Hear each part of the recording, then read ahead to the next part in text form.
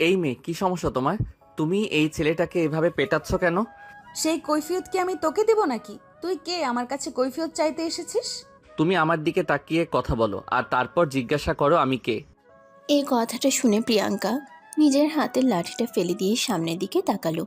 সামনের দিকে তাকিয়ে দেখে একটা ইয়াং হ্যান্ডসাম ছেলে তার সঙ্গে দাঁড়িয়ে আছে। ছেলে বললে ভুল হবে, পুলিশের এসিপি। প্রিয়াঙ্কা তখন পুলিশের এসিপিকে উদ্দেশ্য করে বলতে থাকে। শহরে নতুন এসেছিস বুঝি, তাই হয়তো আমাকে চিনতে পারিসনি। চুপচাপ এখান থেকে চলে যা, আমাকে আমার কাজ করতে দে। তা না হলে এলাকাটা কিছুদিনের মধ্যেই ছেড়ে দিতে হবে। ম্যাডাম, আমি এলাকা ছাড়তে আসিনি। আমি এলাকার পরিবেশ স্থির করতে এসেছি। আপনি এই ছেলেটাকে কেন এভাবে মেরেছেন সেটাই আমাকে বলুন। বললাম না আমি আমার কাজের কোনো কৈফিয়ত কাউকে দেই না। তারপরেও তুই কেন আমার কাছে কৈফিয়ত চাইছিস? নিজের ভালো চাস তো চুপচাপ এখান থেকে চলে যা। এই বলে প্রিয়াঙ্কা সেখান থেকে চলে যাচ্ছিল, তখনই তুষার পিছন থেকে তার হাতটা ধরে ফেলে আর বলে, প্রিয়াঙ্কা কেন এই ছেলেটাকে এভাবে মেরেছে। এই কথার কৈফিয়ত না শুনে তুষার এখান থেকে এক পাও নড়বে না। প্রিয়াঙ্কা তুষারের হাত থেকে নিজের হাতটা ছাড়িয়ে নিল আর তুষারের দিকে একবার ফিরে তাকালো। শার্টের উপরে থাকা ব্যাস থেকে নামটা পড়ে নিল, এসিপি তুষার আহমেদ। তারপরও তার সঙ্গে থাকা একটা ছেলেকে উদ্দেশ্য করে বলতে লাগলো। এই হৃদয়, এই এসিপির কাছে আমার পরিচয়টা দিয়ে দে আর বলে দে আমি কে হই। এই বলে প্রিয়াঙ্কা সেখান থেকে চলে গেল। এদিকে হৃদয় তখনই তুষারকে উদ্দেশ্য করে বলতে লাগলো। শোনেন, এ হলো প্রিয়াঙ্কা আপু, এই শহরের লেডি মাফিয়া ডন। শহরের সবাই তাকে প্রচণ্ড ভয় পায়, কারণ তার বাবা শহরের সবচেয়ে বড় ব্যবসায়ী পাঁচজনের মধ্যে একজন। তাদের টাকা পয়সার অর্থ সম্পদ কোনো কিছুর অভাব নেই, তাই সে একটু বেপরোয়া হয়ে গেছে। দেশের আইন তার কিছুই করতে পারে না। তাই সবচেয়ে তো এটা ভালো হবে আপনি তার সঙ্গে না লাগেন। আমি তো এটাই বলতে চাইছি, যার বাবার টাকা পয়সা অর্থ সম্পদ কোনো কিছুরই অভাব নেই, তার কাছে শিক্ষার এত অভাব কেন? এই বলে তুষার বলতে থাকে, মেয়েটার চেহারাও তো মাশাল্লাহ, তাহলে ব্যবহার এমন কেন। তারপর তুষার হৃদয়কে সেখান থেকে চলে যেতে বলে। আর এদিকে যে ছেলেটা এতক্ষণ ধরে পড়ে মার খাচ্ছিল সেই ছেলেটার দিকে এগিয়ে গেল আর সেই ছেলেটাকে বলতে লাগলো। এবার তুমি আমাকে এইটা বলো, এই মেয়েটা তোমাকে এতক্ষণ ধরে এভাবে মারছিল কেন? তুমি কি মেয়েটার কোনো ক্ষতি করেছো নাকি? ছেলেটা তখন বলতে থাকে। আমি ওর কোনো ক্ষতি করিনি। আসলে মেয়েটা আমাদের কলেজে পড়াশোনা করে। তার একটা কাছের বান্ধবীকে আমার খুব পছন্দ হয়েছিল, বলতে পারেন ভালোবেসে ফেলেছি। তাই ওই মেয়েটাকে আমি প্রপোজ করতে গিয়েছিলাম, আর এটা এই প্রিয়াঙ্কা দেখে ফেলেছিল, তাই সে আমাকে এভাবে মেরেছে। এবার আপনি বলুন না, আমরা তো এখন বড় হয়েছি, এখন কি কাউকে ভালোবাসা অপরাধ? এই কথা শুনে তুষার ছেলেটাকে বলে। না, তুমি তো এখন যথেষ্ট বড় হয়েছো। চাইলে কোনো মেয়ে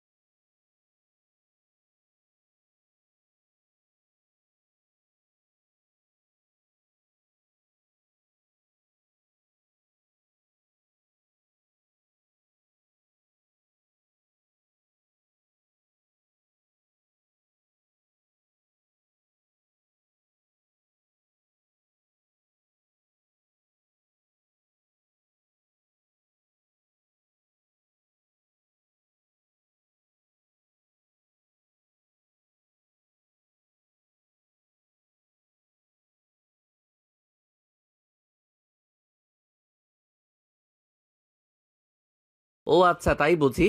তাহলে ঠিক আছে, আমিও দেখে নেব এর পরিণাম। কাকে ভোগ করতে হয়, তোমাকে নাকি আমাকে? এই বলে প্রিয়াঙ্কা তুষারকে শাসাতে শাসাতে সেখান থেকে চলে গেল। এদিকে তুষার তখনও সেখানে দাঁড়িয়ে থেকে ভাবছে এই মেয়েটা এমন কেন, একটা মেয়ে হয়ে অন্য একটা মেয়েকে তার বন্ধুর সঙ্গে বিছানে যাওয়ার প্রস্তাব দেয়। এটাকে আসলেই মেয়ে মানুষ নাকি অন্য কিছু? তাছাড়া প্রিয়াঙ্কাকে দেখতে অনেকটা ছেলেদের মতোই লাগে। চুলগুলো ছোট ছোট, সবসময় জিন্স আর টি শার্ট পরে, কথাবার্তা চালচলন ছেলেদের মতোই। এখন তো তুষারেরই সন্দেহ হচ্ছে প্রিয়াঙ্কা আসলেই মেয়ে তো। এরপর দেখতে দেখতে বেশ কিছুদিন সময় চলে গেল। সেদিন প্রিয়াঙ্কার বাবা অফিস থেকে এসে ড্রয়িং রুমে বসেছিল, আর প্রিয়াঙ্কা বাসায় তার বাবাকে দেখে সে বলতে থাকে, বাবা, তোমাকে না গতকাল বলেছিলাম আমার 5 লাখ টাকা লাগবে? তুমি টাকাটা আমার অ্যাকাউন্টে ট্রান্সফার করোনি কেন? প্রিয়াঙ্কা, আমি তোমাকে দেখছি কয়েকদিন ধরে তুমি একটু বেশিই বেপরোয়া হয়ে গেছো।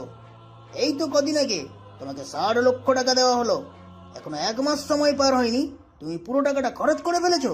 তুমি এগুলো কি শুরু করেছো সেটা আমাকে বলবে? কাম অন বাবা, তোমার এত কোটি কোটি টাকার সম্পদ, সেগুলো যদি আমি খরচ না করি তাহলে কে খরচ করবে? বলো আমাকে শুনি। মানে তোমার কি মাথা খারাপ হয়ে গেছে নাকি? এই টাকা পয়সা কামাই করতে আমাকে কতটা পরিশ্রম করতে হয়েছে সেটা কি তুমি জানো? এই বলে প্রিয়াঙ্কার বাবা বলতে শুরু করেন, এক সময় আমাদের এই সব কিছুই ছিল না, একদম শূন্য পকেটে ছিলাম। শূন্য পকেট থেকে আজ আমি কোটিপতি হয়েছি। এর পিছনের গল্পটা নিশ্চয়ই তোমার জানা নেই। যদি জানা থাকতো তাহলে তুমি এভাবে এত টাকা পয়সা নষ্ট করতে না। টাকা পয়সা নষ্ট করার আগে অন্তত একবার হলেও চিন্তা করতে। আমি যখন শূন্য পকেটে ছিলাম তখন কেউ আমার পাশে ছিল না, সমস্ত জার্নিটা আমাকে একা একাই করতে হয়েছে। এখন আমার টাকা পয়সা আছে, এখন আমার আত্মীয় স্বজন, কোনো কিছুর কোনো অভাব নেই। ওই যে বলে না, ভাত ছড়ালে কাকের অভাব হয় না, আমারও সেই রকম তাই হয়েছে।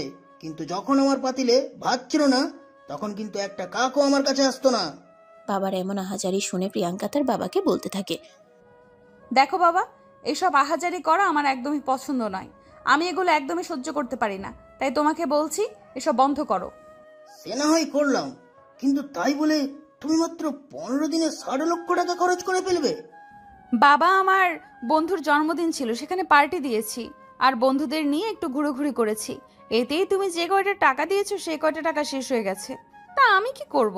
এই 60 লক্ষ টাকাকে তোমার মাত্র কয়েকটা টাকা মনে হচ্ছে? তুমি জানো টাকা কামাই করতে কতটা কষ্ট করতে হয়? বাবার এরকম কথাবার্তা শুনে প্রিয়াঙ্কা উঠে যাচ্ছিল, তাই সে সেখানে আর কোনো কথা না বলে নিজের রুমে চলে গেল।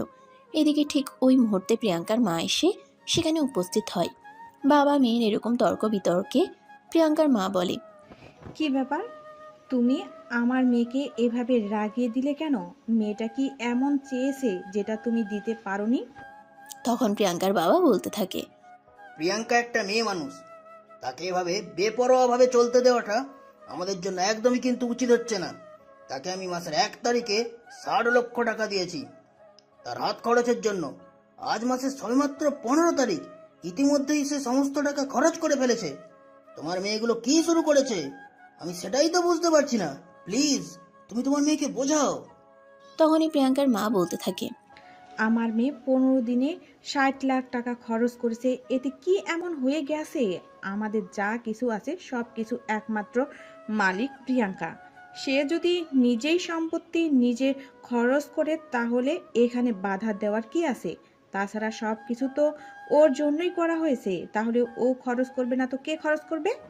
প্রিয়াঙ্কার মায়ের এমন কথা শুনে প্রিয়াঙ্কার বাবা কি বলবে কিছুই ভেবে পাচ্ছেন না। কারণ মা যদি মেয়েকে শাসন না করে সে মেয়ে বিগড়ে যাবে, এটাই তো স্বাভাবিক। কিন্তু তাই বলে 15 দিনে 60 লক্ষ টাকা খরচ করে ফেলবে?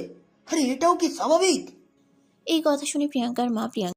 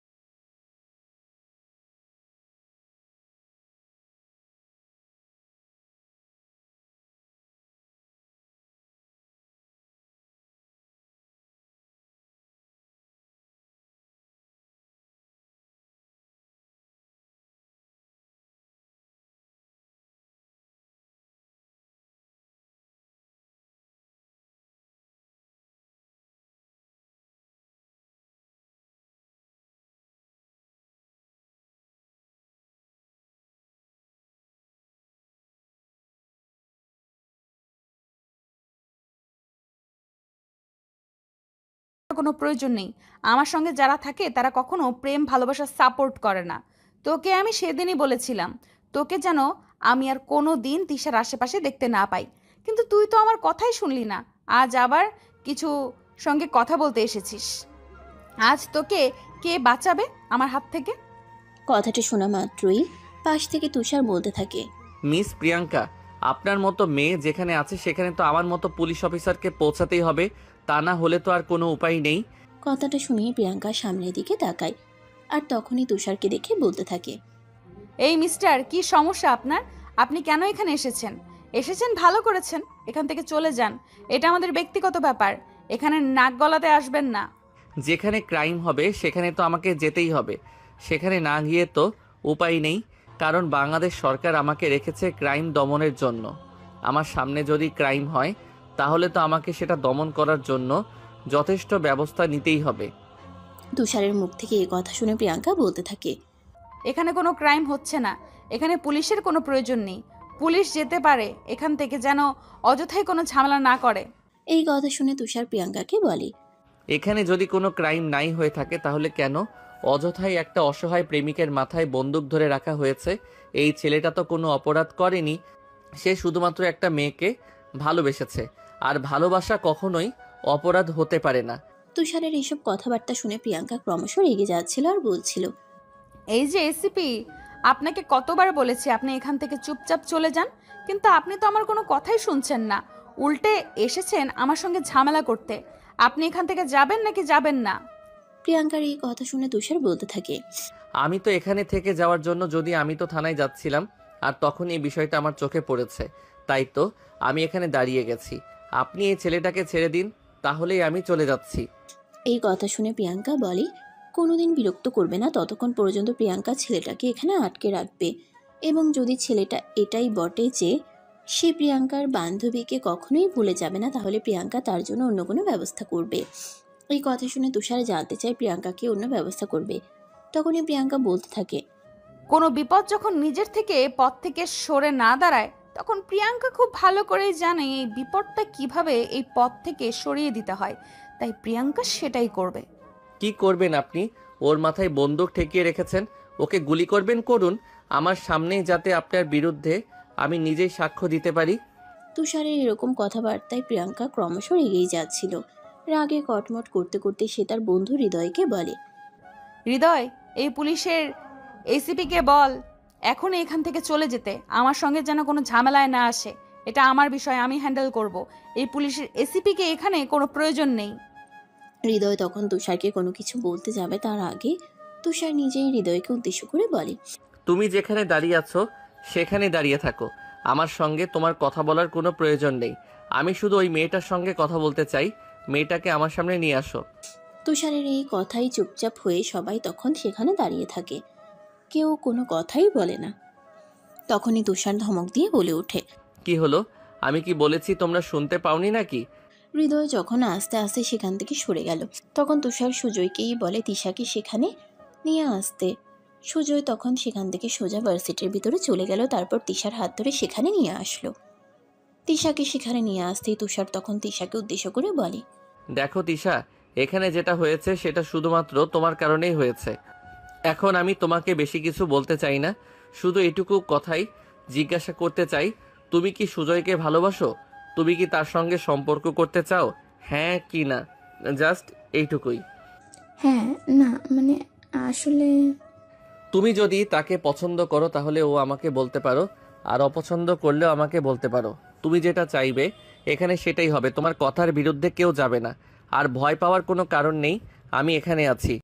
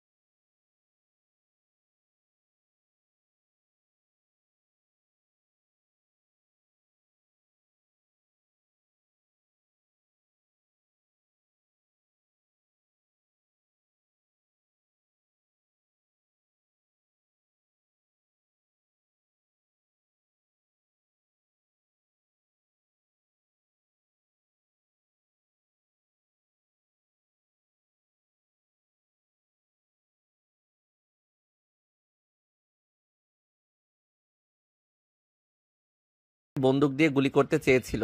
সৌভাগ্যবশত আমি মেয়েটাকে বাঁচিয়ে নিয়েছি, আর সেই কারণেই অ্যাটেম্প টু মার্ডারের অপরাধে আমি আপনার মেয়েকে গ্রেফতার করেছি। হ্যাঁ, সেটা আমি খুব ভালোভাবেই বুঝতে পেরেছি। আমার মেয়ে যদি কোনো অপরাধ না করতো, তাহলে পুলিশ কেন? পুলিশের বাবারও সাহস ছিল না আমার মেয়েকে গ্রেপ্তার করার। যাই হোক, তোমাকে একটা কথা বলি, তুমি কিন্তু এত সহজে ওকে ছেড়ে দিও না। একটু উদ্যম মাধ্যম দিয়ে তারপরেই ছেড়ো। আঙ্কেল, আমি আপনার সঙ্গে পার্সোনালি কথা বলতে চাই। আমি আপনার সঙ্গে কোথায় দেখা করতে পারবো? প্রিয়াঙ্কা গ্রুপ অফ ইন্ডাস্ট্রিজ, এটা আমার অফিস, ওখানে চলে এসো, তাহলেই দেখা হয়ে যাবে। অতঃপর প্রিয়াঙ্কার বাবার সঙ্গে কথা বলা শেষ করে তুষার ফোনটা কেটে দিল। আর এদিকে প্রিয়াঙ্কার রাগে গজগজ করছে আর বলছে, এই পুলিশের রেসিপি, তোকে এত বড় সাহস কে দিয়েছে আমার বাবার সঙ্গে কথা বলার জন্য? তোকে কি আমি বলেছিলাম বাবার সঙ্গে এইভাবে কথা বলতে? এখন যদি আমার বাবা আমাকে ছাড়াতে না আসে তাহলে তুই বুঝবি মজা। আমাকে এইভাবে অ্যারেস্ট করে নিয়ে আসা তোকে আমি হাড়ে হাড়ে টের পাওয়াবো। তখনই তুষার প্রিয়াঙ্কাকে উদ্দেশ্য করে বলে, প্রিয়াঙ্কা তুষারের কোনো কিছুই করতে পারবে না, কারণ তো স্যার আইনের লোক, আর তার সামনে কেউ ক্রাইম করলে সে তো অপরাধীকে শাস্তি দেবে, এটাই তাকে বলে দেওয়া হয়েছে। তাই তার সামনে কেউ অপরাধ করলে সে অ্যারেস্ট না করে আসবে না। তখনই তুষার একজন কনস্টেবলকে ডেকে এনে বলল তিশাকে কাস্টাডিতে নিয়ে যাওয়ার জন্য। যখন তখন দুজন মহিলা কনস্টেবল এসে তিশাকে কাস্টাডির ভিতর নিয়ে গেল। তিশা যেতেই চাইছিল না, মহিলা দুটো জোর করেই তাকে সেখানে নিয়ে গেল। এদিকে তুষার দুপুরের খাবার খাওয়ার জন্য বাইরে চলে গেল। খাবার খাওয়া শেষ হলে সে প্রিয়াঙ্কার জন্য এক প্লেট তার চেয়ে বিরিয়ানি অর্ডার করে সাথে নিয়ে থানায় চলে আসলো এবং সেটা একজন মহিলা কনস্টেবলকে দিয়ে প্রিয়াঙ্কার কাছে পাঠিয়ে দিল। কনস্টেবল, এই খাবারটা প্রিয়াঙ্কাকে দিয়ে আসুন, বলবেন আমি পাঠিয়েছি। আচ্ছা স্যার, ঠিক আছে, আমি এক্ষুনি নিয়ে আসছি। এই বলে কনস্টেবল খাবারটা নিয়ে প্রিয়াঙ্কার কাছে চলে গেল। প্রিয়াঙ্কার কাছে দিয়ে কনস্টেবল খাবারটা প্রিয়াঙ্কার হাতে তুলে দিয়ে বলল এটা তার জন্য পাঠিয়েছে। এই কথা শুনে প্রিয়াঙ্কা খাবারটা ছুঁড়ে ফেলে দিল আর চিৎকার করে বলতে লাগলো, তোদের রেসিপি স্যারকে গিয়ে বল আমি তার দেওয়া এই খাবার খাবো না। তার খাবার শেখা, আমি এই সস্তা খাবার খাই না। আমাকে বাসায় যেতে দিতে হবে, না হলে কিন্তু আমি এক্ষুনি লঙ্কা কাণ্ড বাঁধিয়ে বসবো। সেসব কথা আমাকে বলে কোনো লাভ হবে না ম্যাডাম, কারণ এসিপি তুষার স্যারকে আপনি চেনেন না। উনি যখনই আপনাকে অ্যারেস্ট করে নিয়ে এসেছেন তখনই আপনার কপালে খারাপ আছে। কেন, তোদের এই এসিপি কি বিশাল কিছু মনে করে নাকি নিজেকে? নিজেকে তিনি বিশাল কিছু মনে করেন না। এই কথাটা যেমন সত্য, ঠিক তেমনি আরো একটা সত্য কথা হলো তিনি কোনো অপরাধকেও প্রশ্রয় দেন না। আপনি অপরাধ করেছেন বলে আপনাকে গ্রেপ্তার করে এখানে নিয়ে এসেছে। তোদের অপরাধের গুষ্টি কিলাই, আমাকে তোরা এখনো চিনতে পারিসনি। আসুক তোদের রেসিপি, ওকে আমি মজা বোঝাবো। তারপর কনস্টেবল আর কোনো কথা না বলেই সেখান থেকে চলে গেল। তারপর সোজা তুষারের কাছে গিয়ে পৌঁছে যাওয়ার সমস্ত ঘটনা বলল। সবকিছু শুনে তুষার কনস্টেবলকে বলতে লাগে, ও যাই কিছু করুক না কেন, আপনারা ওকে কোনো কিছুই বলবেন না। আমি ওর ব্যাপারটা দেখছি। ও খাবার খাবে না, না খেয়ে থাকুক, তাতে আমার গেছে যায় আসে না। কিন্তু বড়লোক বাপের বেটি বলেই ও যা ইচ্ছে তা করে বেড়াবে, তা তো হতে দেওয়া যাবে না। দেশে আইন কানুন বলে একটা কিছু আছে। এরপর তুষার থানা থেকে বের হয়ে আসে এবং সোজা প্রিয়াঙ্কার বাবার অফিসে চলে আসে। রিসিপশনে এসে পরিচয় দিতেই রিসিপশন থেকে প্রিয়াঙ্কার বাবার অ্যাসিস্ট্যান্ট তুষারকে প্রিয়াঙ্কার বাবার কেবিনে নিয়ে গেল। তুষার আর প্রিয়াঙ্কার বাবার সামনাসামনি বসে আছে, দুজনেই নিজ রূপ। তখনই হঠাৎ প্রিয়াঙ্কার বাবা নীরবতা ভেঙে বলতে শুরু করেন, দেখো বাবা, তোমাকে আমি কি বলবো সেটাই ভেবে পাচ্ছি না। আসলে প্রিয়াঙ্কা আমার একমাত্র সন্তান। তারপর বেশ কিছুক্ষণ আবার চুপ হয়ে থাকেন, তারপর আবার বলতে শুরু করেন, ছোটবেলা থেকেই অনেক আদর যত্ন করে মানুষ করেছি। বলতে পারো সোনার চামচ মুখে নিয়ে জন্ম হয়েছে প্রিয়াঙ্কার। কিন্তু কথায় আছে না, বেশি আদরে বাচ্চা বাঁদর হয়ে যায়। প্রিয়াঙ্কার কাছেও ঠিক সেরকমটাই হয়েছে। ওকে আমরা বেশি ভালোবাসা দিয়েছিলাম, তাই সে একটু বেশি বেয়াদব হয়ে গেছে। মেয়েটা এতটা খামখেয়ালি হয়ে গেছে যেটা আমি ভাবতেও পারছি না। আচ্ছা, তুমি আমাকে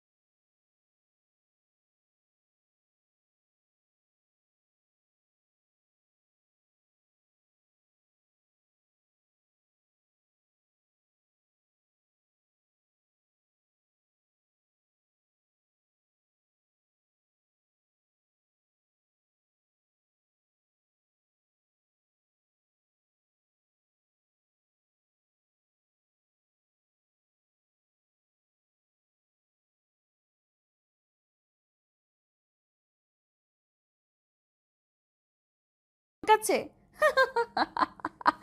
এটা তুই ভাবলি কি করে? আমি মরে গেলেও তোর সাথে স্যারেন্ডার করব না। তুই আমাকে এক্ষুনি এখান থেকে যেতে দে। এই কথা শুনে তুষার বলতে থাকে, এখান থেকে শুধুমাত্র তুমি তোমার শ্বশুরবাড়িতেই যেতে পারবে, অন্য কোথাও তোমার যাওয়া হবে না। তোর কি মাথা খারাপ হয়ে গেছে? তুই আমার শ্বশুরবাড়ি কোথায় পেলি? আমি তো এখনো বিয়েই করিনি। এই কথা শুনে বিয়ে করনি তো কি হয়েছে, বিয়ে তোমাকে করতে হবে, এবং যদি তুমি বিয়ে করো তাহলে এখান থেকে মুক্তি পেতে পারবে, নয়তো তোমাকে এখানেই থাকতে হবে। এই বলে তুষার সেখান থেকে বের হয়ে চলে গেল। আর এদিকে প্রিয়াঙ্কার আগে গজগজ করছে বের হওয়ার জন্য। অনেক প্রচেষ্টা করতে লাগলো কিন্তু কোনোটাই কাজে আসলো না। এদিকে বিকেল ঘনিয়ে সন্ধ্যা, আর সন্ধ্যা ঘনিয়ে রাত হয়ে আসলো, কিন্তু প্রিয়াঙ্কার বাবা প্রিয়াঙ্কাকে থানা থেকে নিতে আসলো না। এটা ভেবে প্রিয়াঙ্কার যত বেশি রাগ হচ্ছে, তার চাইতে বেশি রাগ হচ্ছে তুষারের উপর। তুষারের কত বড় সাহস! তুষার প্রিয়াঙ্কাকে এখানে আটকে রেখেছে। রাতের বেলা তুষার কনস্টেবলকে ফোন দিয়ে বলে দেয় প্রিয়াঙ্কাকে খাবার দিয়ে আসার জন্য। কনস্টেবল তুষারের কথা অনুযায়ী প্রিয়াঙ্কার কাছে খাবার নিয়ে গেল, কিন্তু প্রিয়াঙ্কা তখন দুপুরের মতো খাবারটা ছুঁড়ে ফেলে দেয়, খাবার খায়নি।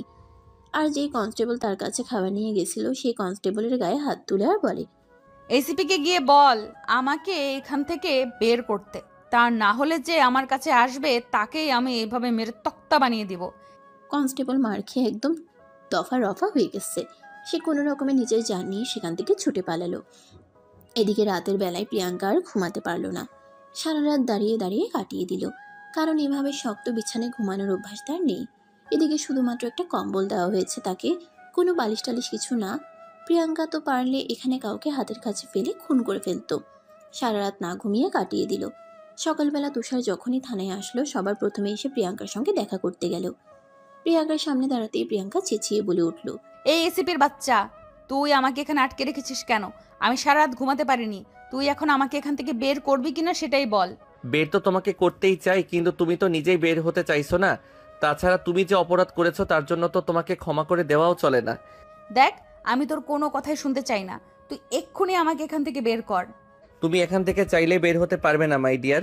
এখান থেকে তুমি তখনই বের হবে যখন তুমি নিজেকে সম্পূর্ণরূপে শুধরে নেবে, ভালো মানুষ হয়ে যাওয়ার প্রতিজ্ঞা করবে। তাহলে আমি তোমার তাহলে আমি তোমাকে এখান থেকে বের হতে দিব।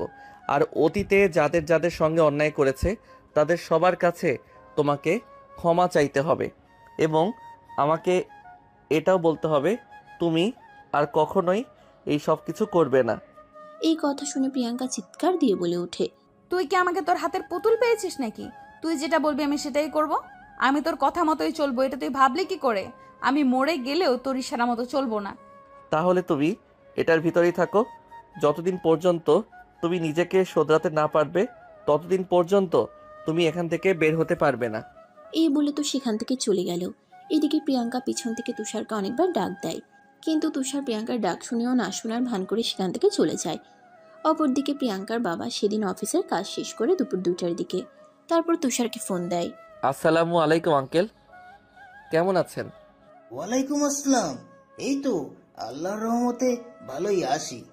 তারপর প্রিয়াঙ্কার বাবা বলতে থাকে, বাবা, তোমাকে একটা কথা বলতে চাই। আমি তো কাল তোমাকে ব্যাপারটা বলেছিলাম। আজ আমি তোমার বাবা মায়ের সঙ্গে কথা বলতে চাই। তুষার তখন তাকে একটা ঠিকানা লিখে মেসেজ করে দেয়। প্রিয়াঙ্কার বাবা তখন ওই ঠিকানা অনুযায়ী চলে গেল। বাড়ির সামনে দাঁড়িয়ে কলিং বেল চাপ দিতেই একজন মধ্যবয়স্ক মহিলা এসে দরজা খুলে দিল। প্রিয়াঙ্কার বাবা তখন ওর মধ্যে বয়স্ক মহিলাকে সালাম দিয়ে বাড়ির ভেতরে প্রবেশ করার অনুমতি চায়। আসসালামু আলাইকুম। আমি তুষারের বাবা মায়ের সঙ্গে কথা বলতে এসেছি। ওয়ালাইকুম আসসালাম। আমি তুষারের আম্মু। আপনি প্লিজ ভিতরে আসুন, তারপর কথা বলি। এই বলে তুষারের আম্মু প্রিয়াঙ্কার আব্বুকে নিয়ে ড্রয়িং রুমে চলে আসেন। তারপর উনি তুষারের আব্বুকে ডেকে আনার জন্য উপরের রুমে চলে যান। তুষারের আব্বু তখন নিজের রুমে শুয়ে শুয়ে টিভি দেখছিলেন।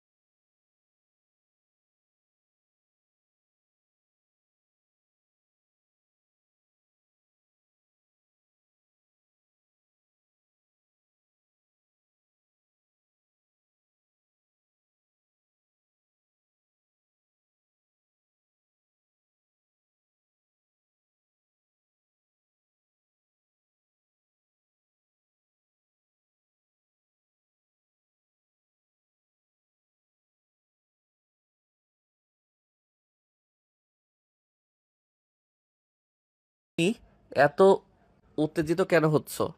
আমি তো সেটাই বুঝতে পারছি না। এত উত্তেজিত হওয়ার কি আছে?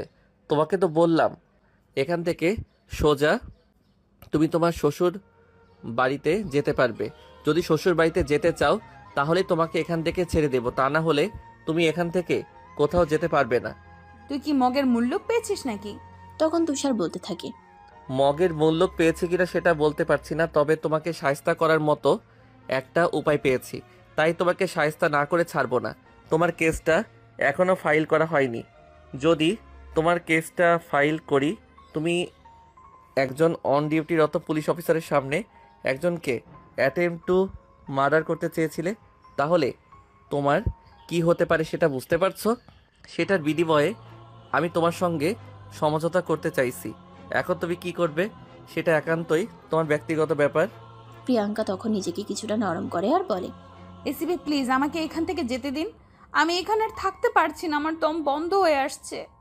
আপনি তো জানেন আমি কেমন ফ্যামিলির মেয়ে, আমার কোথায় থাকার অভ্যাস, আমার এখানে নিঃশ্বাস নিতে কষ্ট হয়। এই কথা শুনে তুষার প্রিয়াঙ্কাকে বলে। এটা নিশ্চয়ই অপরাধ করার আগে বোঝা উচিত ছিল। তখন যদি তুষার মেয়েটাকে বাঁচিয়ে নেই তো তাহলে তো মেয়েটা গুলিবিদ্ধ হয়ে মারা যেত। আর তারপর কি হতো? প্রিয়াঙ্কার নিশ্চিত ফাঁসি। এসব কথা শুনে প্রিয়াঙ্কা নিজেকে একটু নরম করার চেষ্টা করে আর তারপর আবারও তুষারকে বলে।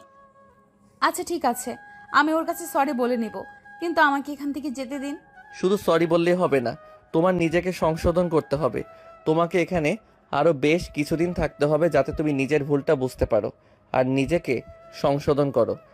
এরপর প্রিয়াঙ্কাকে আর কোনো কথা বলার সুযোগ না দিয়েই প্রিয়াঙ্কার জন্য নিয়ে আসা জিনিসগুলো কনস্টেবলের হাতে তুলে দিয়ে তুষার সেখান থেকে চলে গেল। তুষার সেখান থেকে চলে যাওয়ার কিছুক্ষণ পর কনস্টেবল জিনিসগুলো নিয়ে প্রিয়াঙ্কার কাছে গেল। প্রিয়াঙ্কা জিনিসগুলো দেখে আবারও তেলে বেগুনে জ্বলে উঠল আর ঠাস করে কনস্টেবলের গালে কয়েকটা চড় বসিয়ে দিয়ে সেখান থেকে পালানোর চেষ্টা করলো। কিন্তু প্রিয়াঙ্কা কোনোভাবেই সেখান থেকে পালাতে পারল না, কারণ কনস্টেবলের চিৎকার চেঁচামেচিতে অন্য সব পুলিশরা ওখানে চলে এসেছিল আর প্রিয়াঙ্কাকে ধরে ফেলেছিল। তাই তারা আবারও প্রিয়াঙ্কাকে ক্যাস্টোরির ভিতর ঢুকিয়ে দেয়। প্রিয়াঙ্কা অনেক চিৎকার চেঁচামেচি করে এবং তাকে ছেড়ে দিতে বলে, কিন্তু তারা প্রিয়াঙ্কার কোনো কথাই শোনে না। প্রিয়াঙ্কাকে হাজতের ভিতর ভরে দিয়ে তালা লাগিয়ে দেয় আর তারপর সবাই সেখান থেকে চলে গেল। এদিকে আজ 3 দিন হয়ে গেছে প্রিয়াঙ্কা কোনো খাবার খায় না, যদিও তাকে জেল হাজতের খাবার দেওয়া হয় না। তুষার তার জন্য এক্সট্রা খাবার অর্ডার করে নিয়ে আসে, কিন্তু তারপরেও প্রিয়াঙ্কা সে খাবার ছুঁয়েও দেখে না। সে সবাইকে পরিষ্কার করে জানিয়ে দিয়েছে তাকে যতক্ষণ পর্যন্ত এখান থেকে বের করা না হবে ততক্ষণ পর্যন্ত সে এক গ্লাস পানিও খাবে না। এদিকে তুষারও সবাইকে বলে দিয়েছে প্রিয়াঙ্কা যদি কোনো খাবার না খেয়ে মরেও যায় তাও যেন প্রিয়াঙ্কাকে এখান থেকে বের করা না হয়, যেভাবেই হোক তাকে শোধরাতেই হবে। এদিকে রাত 8টার দিকে বাসে আসে তুষার। তখনই তার বাবা মা তাকে ড্রয়িং রুমে ডেকে নেয়। ওই মুহূর্তে ড্রয়িং রুমে উপস্থিত ছিল তুষারের মা বাবা সহ তার ভাই বোনেরাও। তুষারের 2 ভাই 1 বোন, তুষার সবার বড়, তারপর তার আরেক ভাই আর সবার ছোট তাদের বোন। তুষারের ছোট ভাই অনার্স 2nd ইয়ারে পড়াশোনা করছে আর তার ছোট বোন ইন্টার 1ম বর্ষে। তুষারের বাবা মা তখন তুষারকে বলে। দেখো, আমরা সবাই মিলে এখানে বসেছি মানে একটা সিদ্ধান্ত নিতে চাই। হ্যাঁ বলো, কি ব্যাপারে সিদ্ধান্ত নিতে চাও? তখন তুষারের বাবা তুষারকে বলতে থাকে। দেখো তুষার, তুমি যথেষ্ট বড় হয়েছো, পড়াশোনা শেষ করেছো, এখন চাকরিও করছো, তাই আমরা তোমার বিয়ের ব্যাপারে কথা বলতে চাই। শহরের বিশিষ্ট ব্যবসায়ী আসলাম সাহেব, ওনাকে তুমি নিশ্চয় চেনো, এবং উনি নিজেই বলেছেন ওনার সঙ্গে তোমার কথা হয়েছে। তাই এই ব্যাপারে তোমাকে কিছু বলতে চায়। তুমি কি মেয়েটা কি সামনাসামনি দেখেছো? হ্যাঁ বাবা, ওনার আর ওনার মেয়ের সঙ্গে আমার একবার সামনাসামনি দেখা হয়েছিল, আর তারপরে উনি আমাকে এসব কথা বলেন। এখন তুমি কি ভাবছো? তুমি কি মেয়েটাকে বিয়ে করবে? দেখো, বিয়ে শাদীর ব্যাপার সারা জীবনের, তাই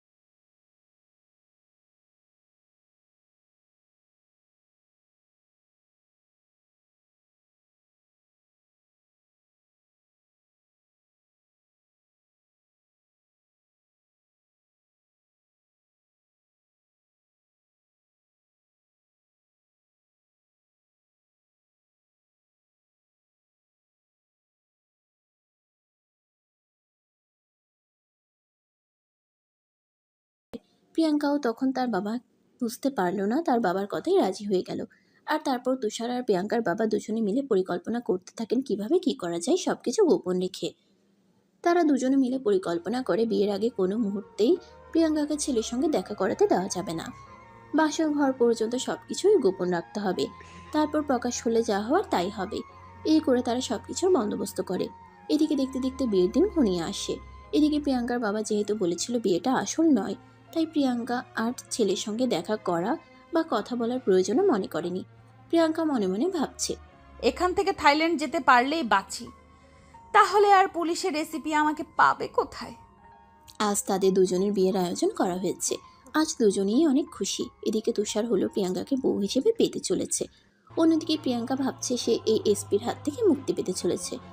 এদিকে বিয়ের সমস্ত কার্যক্রম শেষ হলে প্রিয়াঙ্কাকে তাদের বাড়ি থেকে তুষারের বাড়ির উদ্দেশ্যে নিয়ে রওনা হলো। প্রিয়াঙ্কা তখন মনে মনে অনেক খুশি।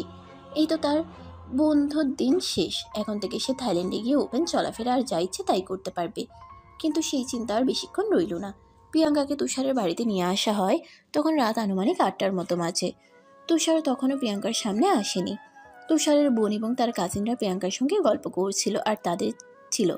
তখনই হঠাৎ প্রিয়াঙ্কার চোখ যায় তুষারের রুমে দেয়ালে টাঙানো একটা ছবির উপর। ছবিটা দেখে প্রিয়াঙ্কা তুষারের বোনকে জিজ্ঞেস করে, এই ছবিটা কার? তুষারের বোন তখন বলে, নিজের হাজব্যান্ডকে নিজে চিনতে পারছো না? এই কথাটা শুনেই তো প্রিয়াঙ্কা আকাশ থেকে পড়ল। প্রিয়াঙ্কা তখনই তুষারের বোনকে বলে তুষারকে ডেকে আনার জন্য। তখনই তুষার প্রিয়াঙ্কার সামনে এসে দাঁড়ায়। তুষার রুমে আসতেই সবাই রুম থেকে বের হয়ে চলে গেল। তুষার তখনই রুমের দরজাটা লাগিয়ে দিয়ে প্রিয়াঙ্কার সামনে এসে দাঁড়ালো। তখন প্রিয়াঙ্কা চিৎকার করে বলতে লাগলো, এসব কি হচ্ছে এখানে? তোমার বাসর করার ব্যবস্থা করা হয়েছে। একটু পরে এখানে তোমার সঙ্গে তোমার হাজবেন্ড রোমান্স করবে। এই কথা শুনে প্রিয়াঙ্কা আরো বেশি রেগে যায় আর তখনই তুষারকে থাপ্পড় দিতে যায়। তুষার তখনই প্রিয়াঙ্কার হাতটা ধরে ফেলে আর ওই হাত ধরেই টান দিয়ে প্রিয়াঙ্কাকে নিজের বুকের সঙ্গে মিশিয়ে নিয়ে বলতে থাকে, এখন আর এইসব করে কোনো লাভ হবে না জানেমান, যা হওয়ার তা হয়ে গেছে। তোমার বাবা নিজেই পরিকল্পনা করে তোমাকে আমার হাতে তুলে দিয়েছে। তুষারের মুখ থেকে প্রিয়াঙ্কা এই কথা শুনে নিজের কান গিয়ে যেন বিশ্বাস করতে পারছে না। তার বাবা তার সঙ্গে এত বড় বিশ্বাসঘাতকতা করছে, এটা তার ভাবতেই অবাক লাগছে। তখনই প্রিয়াঙ্কা বলতে থাকে, আমি তোর কথা বিশ্বাস করি না। আমার বাবা আমার সঙ্গে এরকমটা করতেই পারে না। এই সব কিছু তুই পরিকল্পনা করে করেছিস। আমাকে ইচ্ছে করে তুই বিয়ে করেছিস, তাই না? তুমি যদি তা মনে করো তাহলে তাই, কারণ তোমার মতো সুন্দরী মেয়েকে শুধু আমি কেন, পৃথিবীর যে কোনো ছেলেই বিয়ে করতে চাইবে। এই কথা শুনে প্রিয়াঙ্কা বলতে থাকে, তুই আমাকে বিয়ে করেছিস ভালো কথা, কিন্তু তুই আমার সঙ্গে কখনোই সুখে সংসার করতে পারবি না। আমি তোকে কখনোই সুখে থাকতে দেব না। তুই আমাকে রাগিয়েছিস, এখন বুঝতে পারবি আমি কি জিনিস। আমি তোর জীবনটাকে একদম না ওরকম বানিয়ে ছেড়ে দেব। এই কথা শুনে তুষার হাহা করে হাসতে থাকে। তাকে এরকম হাসতে দেখে প্রিয়াঙ্কা বলতে থাকে, কি হলো, তুই এভাবে হাসছিস কেন? পাগল হয়ে গেছিস নাকি? হ্যাঁ, আমি তো পাগল হয়ে গেছি তোমার রূপের মায়ায়। তবে হ্যাঁ, তোমার আমার জুটিটা কিন্তু দারুণ মানাবে। লেডি মাফিয়ার পুলিশ বর সাপে নেউলে খেলাটা জমবে ভালো। তুষার যত কথা বলছিল প্রিয়াঙ্কা তত বেশি রেগে যাচ্ছিল। প্রিয়াঙ্কা প্রচন্ড পরিমাণ ক্ষেপে গিয়ে বলে, তুই আমার সঙ্গে সাপে নেউলের খেলা খেলতে চাস, খুব ভালো কথা। তবে একটা কথা মনে রাখিস, এই খেলাতে কিন্তু সাপই জিতে যাবে, কারণ সে খুবই বিষাক্ত। আচ্ছা ঠিক আছে, সেটা সময় হলে দেখা যাবে, কিন্তু চলো এখন তো রোমান্সটা আগে সেরে নেই। এই বলে তুষার প্রিয়াঙ্কাকে বিছানাতে শুয়ে দেয়। প্রিয়াঙ্কা বিছানা থেকে ওঠার জন্য আপ্রাণ চেষ্টা করতে থাকে, কিন্তু তুষার তার হাত দুটো বিছানার সঙ্গে এত শক্ত করে চেপে ধরেছিল যে প্রিয়াঙ্কা নড়াচড়া করার শক্তিটুকু পাচ্ছিল না। এদিকে তুষার প্রিয়াঙ্কার নাকের সঙ্গে নিজের নাক ঘষতে ঘষতে বলতে থাকে, যাই বলো না কেন, তোমার শরীরে কিন্তু একটা নেশাময় গন্ধ আছে, যাতে শুধু আমি কেন অন্য সব ছেলেরাও পাগল হয়ে যাবে।